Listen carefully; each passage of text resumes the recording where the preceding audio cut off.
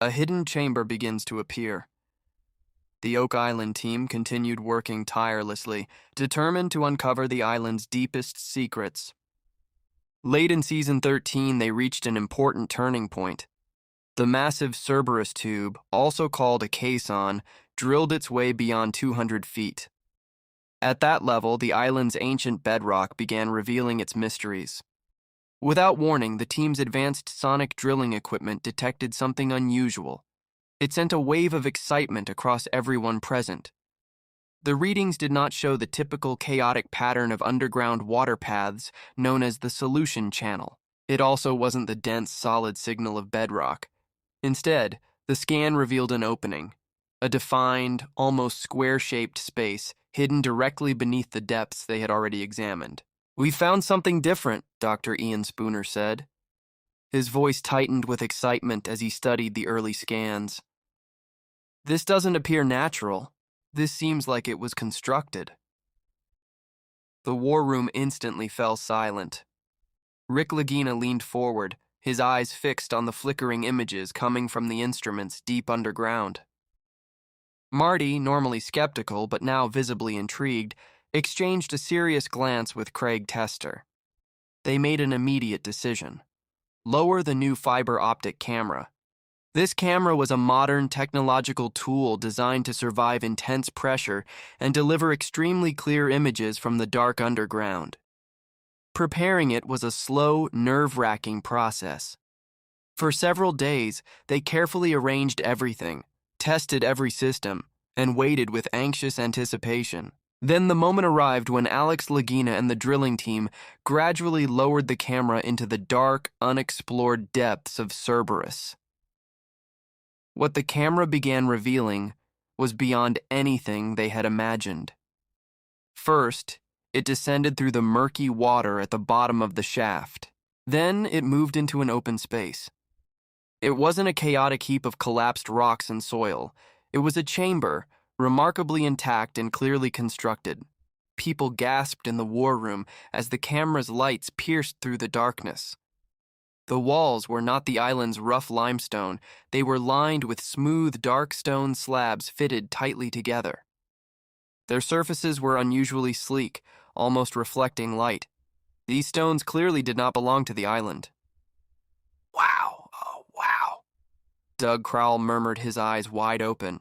Where did that come from? As the camera slowly rotated, even more astonishing details appeared.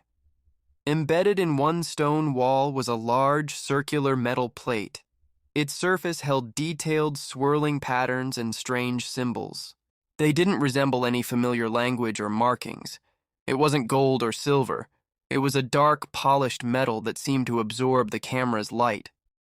Then, beneath the plate, carved directly into a massive stone block, were clearer, more organized symbols. There were crosses, shapes resembling stars and planets, and something that looked like a basic map. The team stood completely still, staring at the screen. Rick was visibly emotional, his hand gripping Marty's shoulder tightly. "This is it," he said, his voice filled with emotion. "This is more than treasure." Marty, for the first time in a long time, had no skeptical response. His face showed pure amazement and disbelief. "I don't know what to say, Rick. I really don't." The footage was immediately shared digitally with a selected group of specialists worldwide. Dr. Aaron Taylor was consulted for his opinion on ancient structures.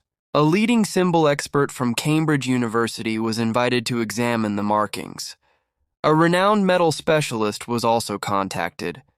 Their early responses were astonishing. Dr. Taylor confirmed that the chamber was undeniably human-made, expertly constructed, and likely designed to endure and remain concealed.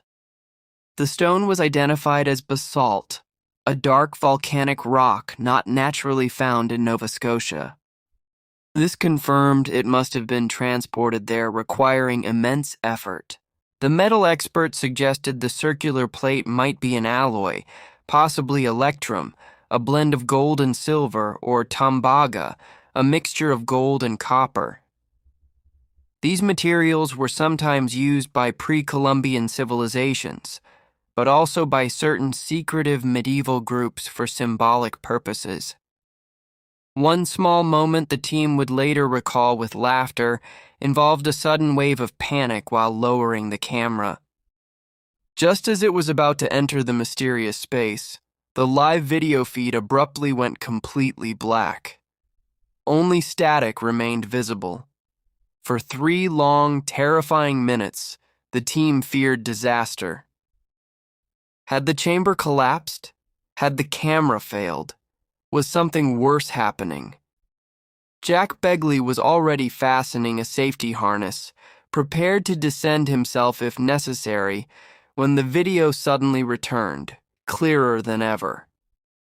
Everyone released a massive breath of relief. It felt as though the island itself had paused before revealing its mystery. This chamber wasn't a typical treasure vault. It felt more like a time capsule, an intentional message left behind by unknown creators for future discovery. The whispers from this deep, hidden place spoke not of gold, but of forgotten knowledge, and a story ready to transform the Oak Island legend forever. This mysterious chamber was clearly a message from history. But what did it mean? And who had placed it there? The great Templar mystery finally surfaced. The discovery of the hidden chamber beneath the money pit sent powerful waves of excitement, not only through the Oak Island team, but also across historians, artifact specialists, and those fascinated by the ancient mystery worldwide. The final weeks of Oak Island Season 13 became a whirlwind of intense research, remote expert consultations through video calls, and the slow, almost chilling realization that the team had uncovered something truly historic. The dramatic ending was no longer about whether it would happen, but about what it would reveal.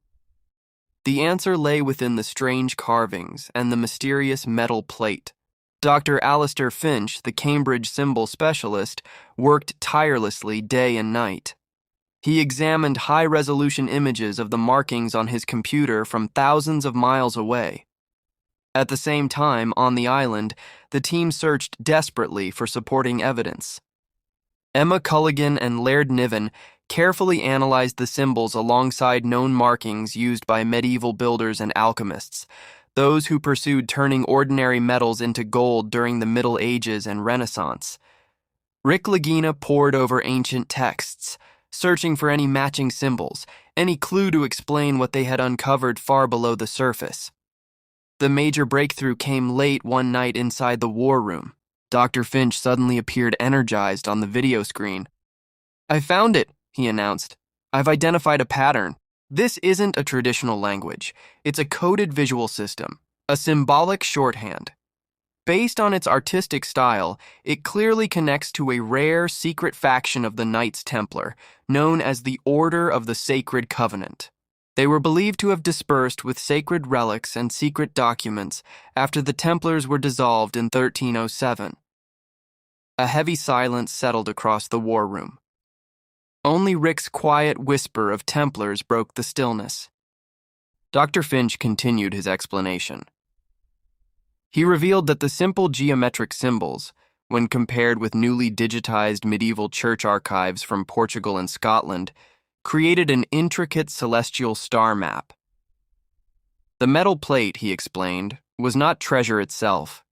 Instead, it likely served as an ancient navigational instrument, possibly an astrolabe or a decoding device designed to work alongside the star map. It was meant to guide the user. "This chamber," Dr. Finch said, his voice filled with gravity, "is not a treasure vault. It is a marker, a directional sign. It was intentionally built to endure and to guide seekers towards something far more sacred than gold, holy relics, lost scriptures, or possibly even the legendary missing archives of the Knights Templar." He pointed to one repeated symbol on the map, a distinctive cross enclosed within a small structure outline. This symbol, known as the sanctuary marker, appears repeatedly in their records to indicate a final protected location. He paused before adding a chilling historical connection. "Remember the year 1307, Dr. Finch said carefully. King Philip IV of France ordered the mass arrest of the Knights Templar.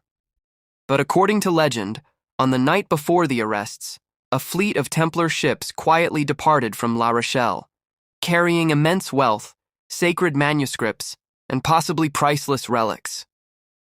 That fleet largely disappeared from recorded history. What if the Order of the Sacred Covenant was chosen to carry out the ultimate mission of preservation? They wouldn't simply be hiding treasure. They would be protecting their entire legacy, their spiritual foundation, across the unknown ocean. Such a journey would demand extraordinary bravery and advanced knowledge. The team remained frozen in silence, absorbing the sheer scale of this possibility.